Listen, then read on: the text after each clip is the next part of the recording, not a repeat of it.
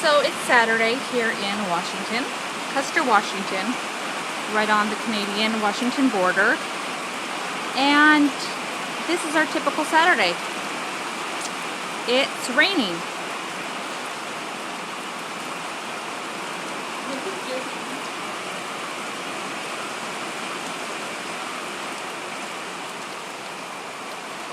The creek down there is flooding.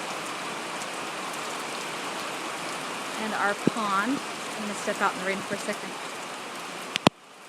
is overflowing.